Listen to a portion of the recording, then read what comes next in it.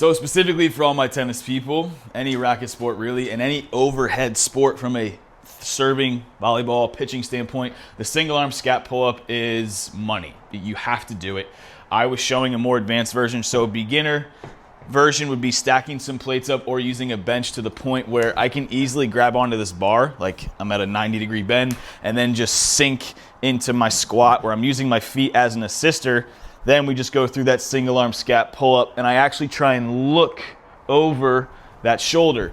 So from this angle, you can see it's all shoulder, it's no elbow, and I look over. So I don't want to prematurely bend the elbow. It's all the shoulder joint moving as much as possible. And then at the top, when you can't go up any higher, you start to add in that rotation and look over the shoulder joint. There might be a little residual elbow bend as I rotate. So one, we're strengthening the shoulder joint overall from a hanging position. And then you are starting to use that shoulder joint to produce rotation. So obviously shoulder and rotation you need as a tennis player, really any athlete. This is how you can start.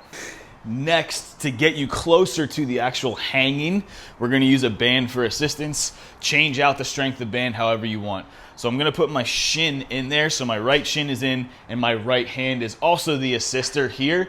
Then I'm going to grab with the working hand and I'm going through that same exact movement. So I'm pulling with this right hand to help me out a good amount, and I do want to come all the way down to a hang. So it's the same movement, just a different modification for assistance. Getting to the full body weight version is a pretty tough stage to get to, so I would start to add in just some double arm hanging where you start to take one hand off, tap the thigh, come back down, just to get used to hanging from one arm more often.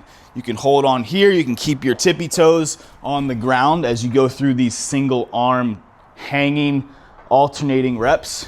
But it's just another chance for you to start to tell the shoulder joint, hey, this is normal, this is hard, and we need to start doing it way more often.